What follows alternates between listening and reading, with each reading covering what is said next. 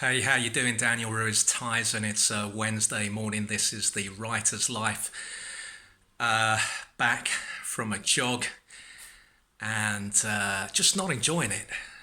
Very disciplined. I'll stick at it, but I think it's been made harder by the fact that I'm having problems with my knees at the moment, which is probably my own fault because of the way I was working over the weekend, as I said in my last post, blog, whatever this is. I tell you what, you 67 subscribers, you decide what this is and tell me. It might help me out.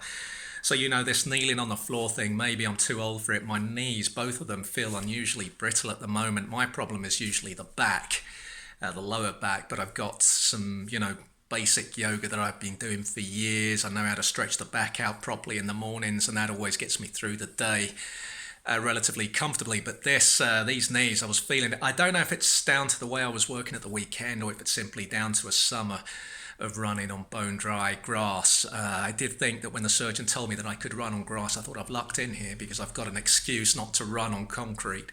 This is going to be easier. I'm not sure that it is.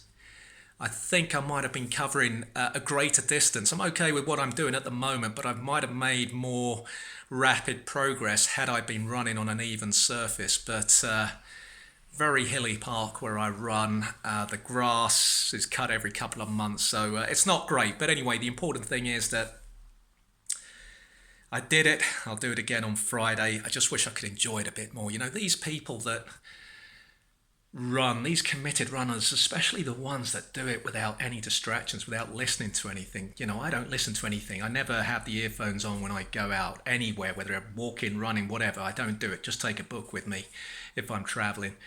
And to cover these great distances that they do with no distractions, they've just got my complete respect. I'm not interested in their Strava stats, all that bragging. The fact that you're actually doing it, the fact that you're doing it regularly and covering these big distances, that's just got my complete respect. Because one, I find it difficult. Two, and I think this makes it even more difficult, I find it incredibly boring. I really find it boring. I've always been good at exercising, particularly the last 10 years, but I've never enjoyed it. That's the thing. I love playing football. I love playing badminton. I found swimming satisfying. But any other kind of exercise, and I always had to exercise as a kid because of my dad. He was a, keep fit fanatic, but I just never enjoyed it. I find it boring. It's monotonous. And I just always feel, a bit of satisfaction, of course, when I've got it out of the way, but I'm relieved that I don't have to run again until Friday, until Friday, and tomorrow I just get back on the weights. Just wish I could enjoy this stuff a bit more.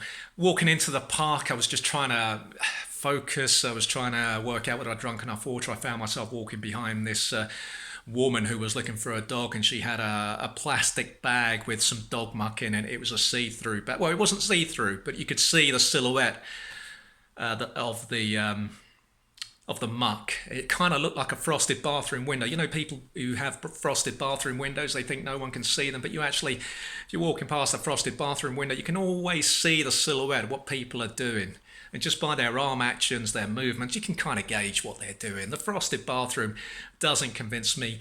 The transparent dog poop bag doesn't convince me. I don't need to see what you got in that bag. I can guess. I don't need to see the silhouette. In other news, the overnight rain in South London allowed me to finally give the left shoe impacted by dogs a couple of weeks ago. Allowed me to finally clean it properly so it's no longer in the bag. I've got it back on the doormat. But just to show that my routine, I'm all about the routine. And when it's broken, I can make big errors. And as I left the flat this morning, I had my right shoe on the doormat. And the plan was to exit into the communal hallway. I think that's the tremor again.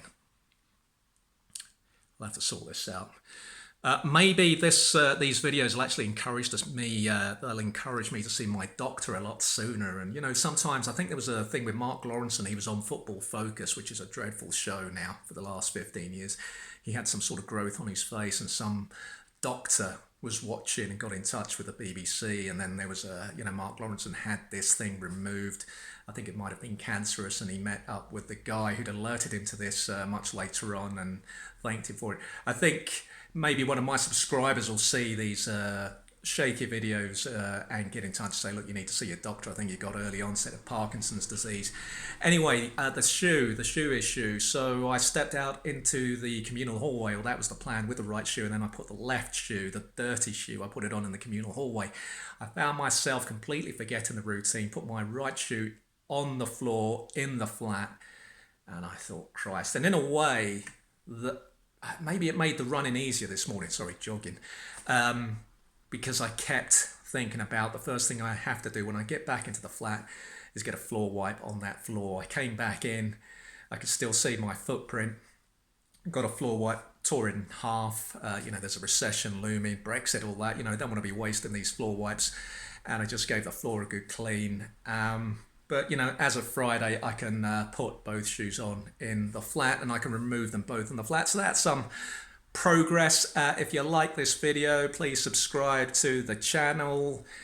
Please share it with your friends. Let's try and beef up these numbers, disgraceful numbers. And I hope that you have a good day. Look after yourselves.